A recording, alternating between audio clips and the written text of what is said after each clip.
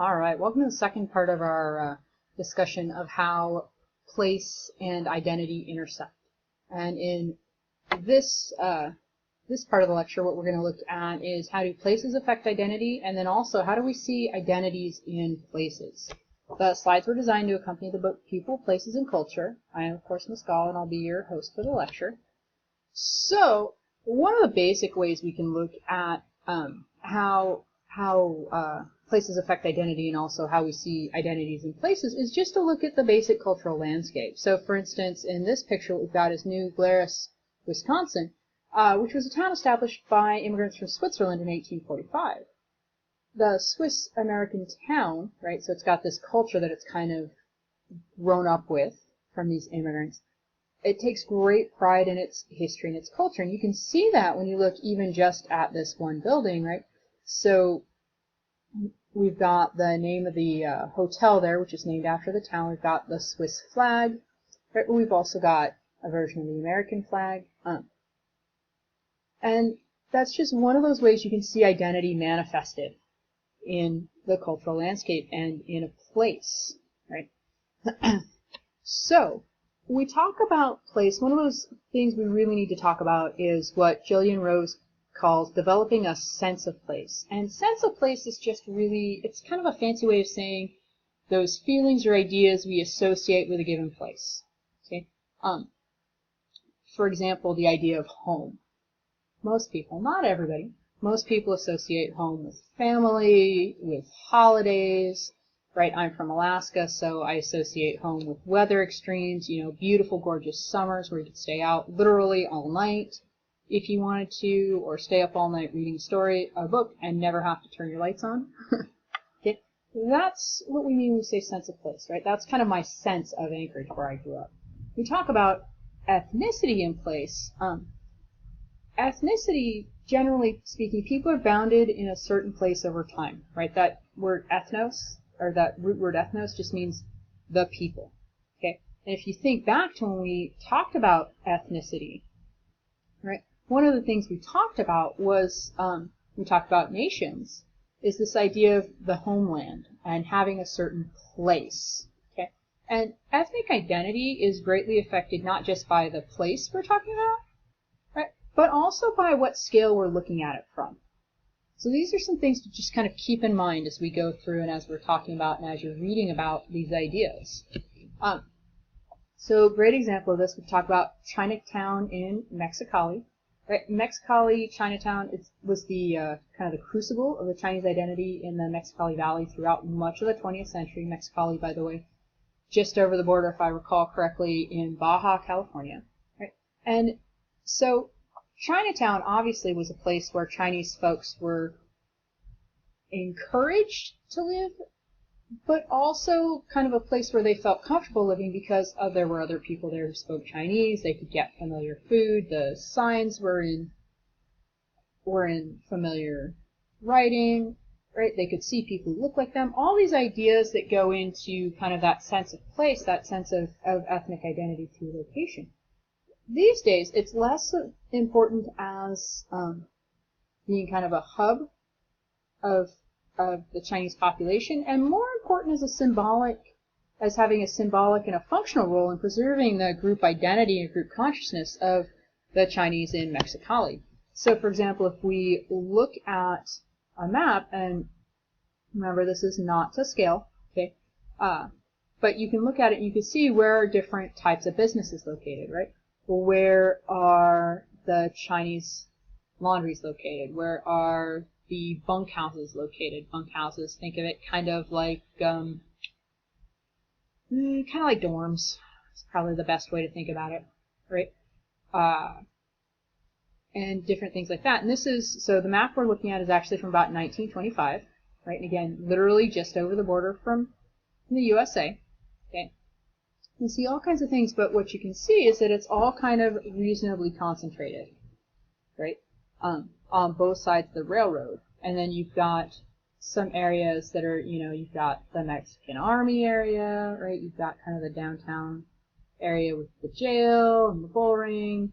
And these are areas that are more probably Spanish dominated, right? But they're kind of surrounding this area of Chinatown in Mexicali. And that became, or has become, and adapted itself to being kind of that crucible of identity. So we talk about identity and we talk about space, right?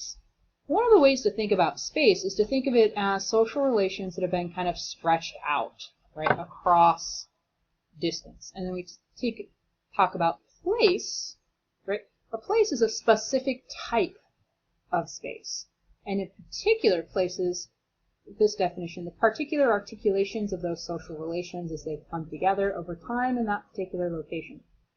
In English, okay, in English, because this is not something a teenager would say. Really what it means is it's just the way that we've expressed those social relations, those ways that people see each other, the ways that they interact, right? So it's the way we've expressed those as they've come together across time, and that's an important piece, in that particular location.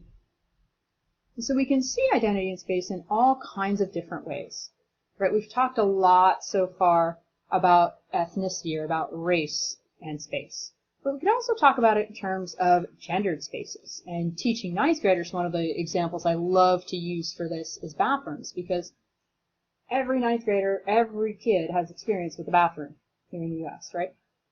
And you know that bathrooms come in really three varieties. They're either male, they're female, or they're unisex.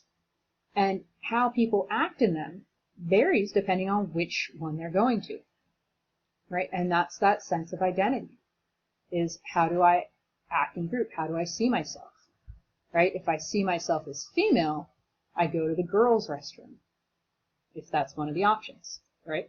And I potentially take friends with me. Boys have no idea, by the way, ladies, why we take friends. They don't get the idea that women oftentimes have to wait in line. Also, when you go into women's restrooms, they're separated into stalls, so we have privacy as we're doing our business in a way that men typically don't.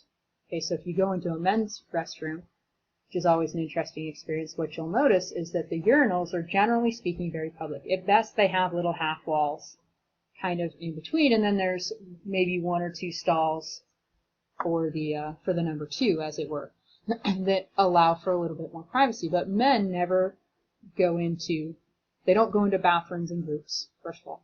And second of all, women will talk, right? We're in there with our friends. Sometimes we'll talk as we're doing our business. Men do not talk. It's eyes forward, watch what you're doing, do not look around. And if there's, say, 3 urinals and some guy's taking the one in the middle, you wait. You wait. Why do you wait? Because you don't want to worry about whether or not the other guy thinks you're looking. Okay?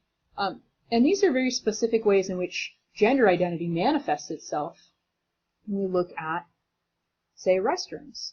Okay? Unisex restrooms, on the other hand, we treat those like we treat our bathrooms at home. You go in, you do your business, you come out. You don't go in groups, unless maybe you have a child, or maybe you've got somebody who's elderly or disabled, needs some help, right? But if it's just you and your friends, you don't go in groups, okay?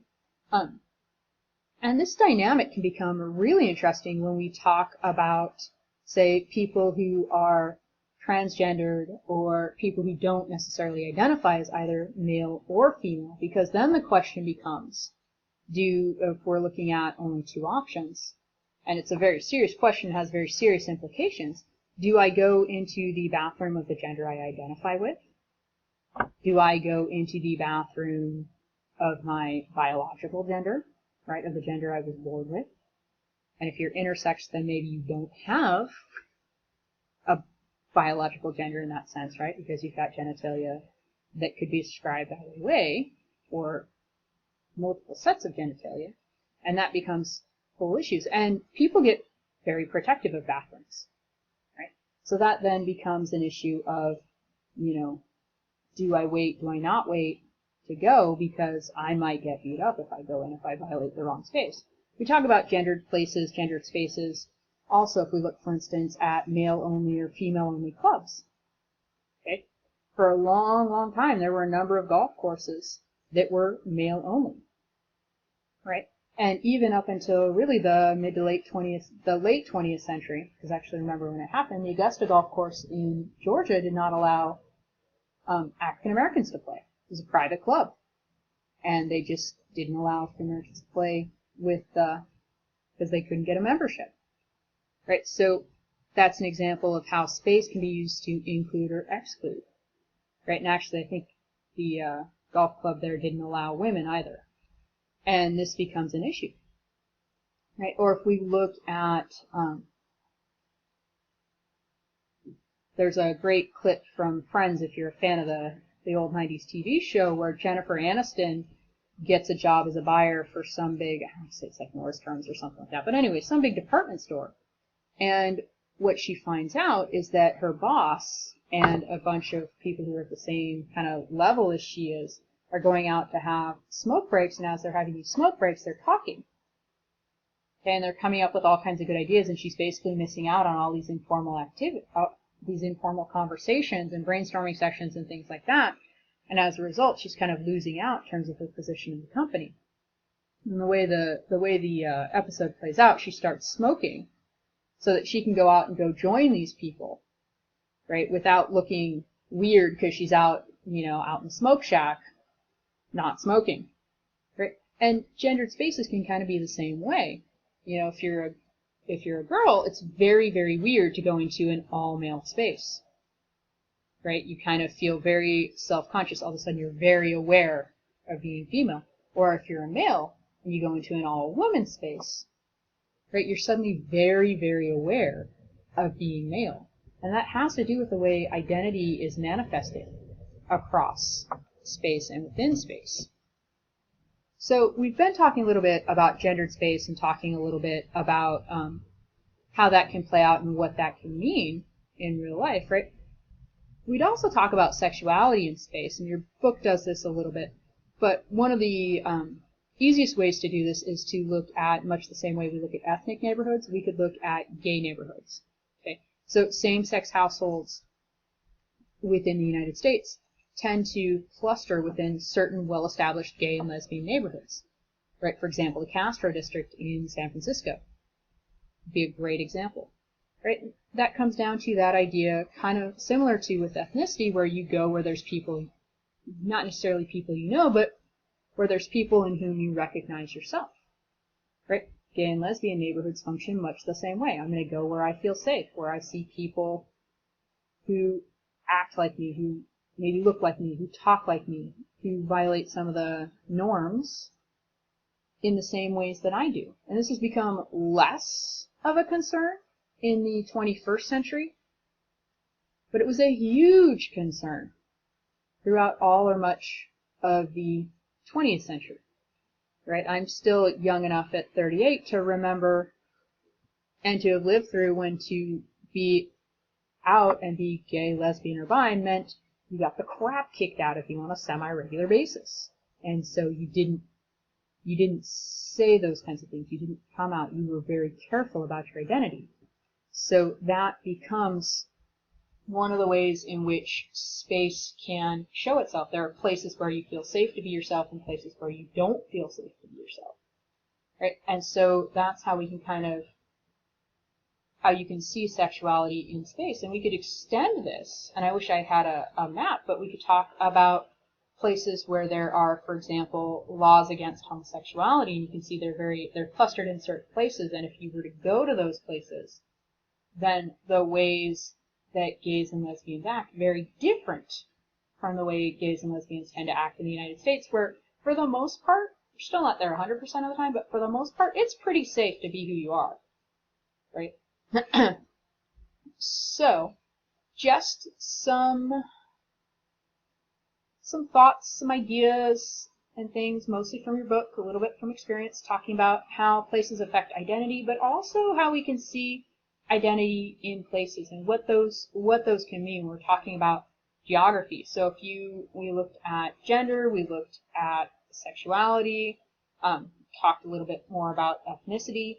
If you have any questions, I would be delighted to address them. Please just go ahead, bring them in to class, and I will see you the next time we meet.